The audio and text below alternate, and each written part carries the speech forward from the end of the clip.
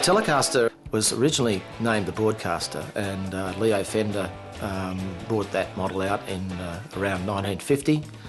The Broadcaster, unfortunately, was a copyrighted name, and then in 1952 he named the Telecaster what it is today. It became the world's first solid body production electric guitar. It's a guitar which is a player's guitar. It will reflect well if you play well, and it will punish you if you don't. The Telecaster is pretty hard to beat in terms of just a gritty rock and roll or country style of sound. Probably got interested in guitar in the mid-70s when I was at school. It was the golden age of rock. In 2004 I'd started buying a few guitars.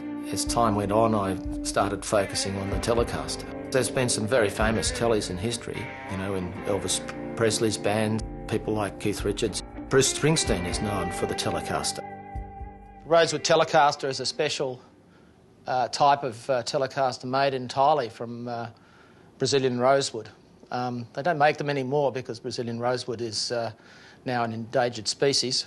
In the late 60s, they made one for George Harrison. He used it famously in the Let It Be rooftop concert. Okay, this is a Japanese Fender Teleacoustic. It's an unusual guitar in that it's fully made of timber, unlike the new ones, which are made with fiberglass on the back. You can usually pick these up for somewhere between $500 and $1,000. So they're not an incredibly difficult guitar to buy if you can find one, but they're not that easy to find. This is a slightly different one. This is a mid-90s Japanese made Fender Telecaster. It's a little bit different in that it's got 3 pickups. It's a bit like a Stratocaster, but to the tele purist, it's not a true Telecaster. It's not a 52. So this Telecaster is a much-loved Telecaster. It's made in 1973. The model is a Telecaster Deluxe, which features twin Seth Lover humbuckers. At the other end of the scale, we have this, which is probably one of the most collectible guitars in the collection. This is a Fender Custom Shop 40th anniversary Telecaster. They're beautifully made, they're exquisite to play, and they're highly collectible.